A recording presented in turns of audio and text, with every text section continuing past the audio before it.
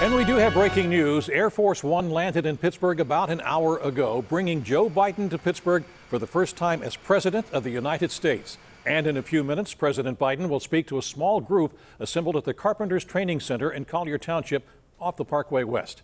Thank you for joining us at 4. I'm Stacy Smith. And I'm Kim Gable. As political editor John Delano reports, this president is unveiling a multi-trillion-dollar infrastructure plan. Because of COVID restrictions, the White House says President Biden's remarks in Pittsburgh are not open to the public. In fact, the in-person audience may be limited to just a dozen or so Pennsylvania leaders.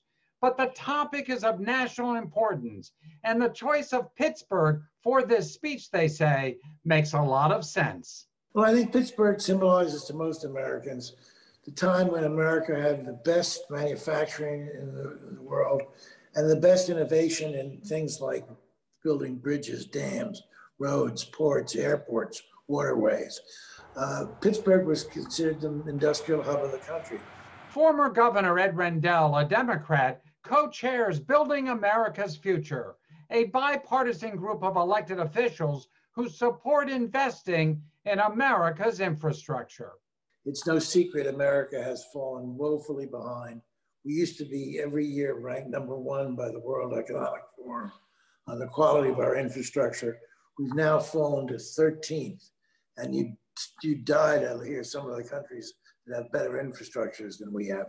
Calling it the American Jobs Plan, the president proposes to spend nearly $2 trillion over the next 8 years, including $180 billion for research and development, which could benefit local universities, $115 billion for roads and bridges, $111 billion for water infrastructure like sewers and dams, $100 billion to upgrade the electric power grid, $100 billion for high-speed broadband service in all regions, $85 billion for public transit, and $42 billion for ports and airports.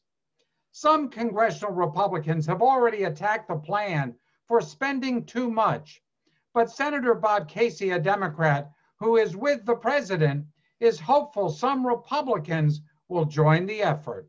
We've been talking about infrastructure for too long. We got to do something about it.